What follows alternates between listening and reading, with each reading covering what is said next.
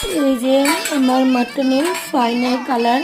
তো গাইস দেখতেই পাচ্ছেন আমার মাটন কালার। তো দেখো আমি আজকে মাটন বানাতে যাচ্ছি। তো আমি কড়াই গরম হয়ে গেছে, তেল দিয়ে আমি পরিমাণ মতো পেঁয়াজ কুচি অ্যান্ড তেজপাতা দিয়ে দিয়েছি। ওটা ভেজে আমি দেখতে পাচ্ছেন আদা রসুন পেস্ট করে নিয়েছি। এদিকে গোটা গরম মশলা পেঁয়াজ দিয়ে দিয়েছি, আদা রসুন পেস্ট আমি দিয়ে দিলাম।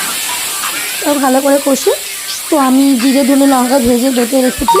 এদিকে আমি লবণ হলুদ পরিমাণ মতো দিয়ে দিয়েছি। মশলাটা একটুখানি চালিয়ে ভালো করে মাটনটা ধুয়ে আমি দিয়ে দিয়েছি। আর মাটনটা ভালো করে একটু চালিয়ে কিছুক্ষণ পর আমি লঙ্কার গুঁড়ো দিয়ে দিয়েছি। লঙ্কার গুঁড়ো দেওয়ার পরে আর একটু ভালো করে কষে এই যে জিরে ধনে লঙ্কা যেটা আমি ভেজে বেটে রেখেছিলাম সেটা আমি দিয়ে দিয়েছি এবং ভালো করে আমি কষছি। দেখতে পাচ্ছেন কি শুধু তেল ছেড়ে দিয়েছে।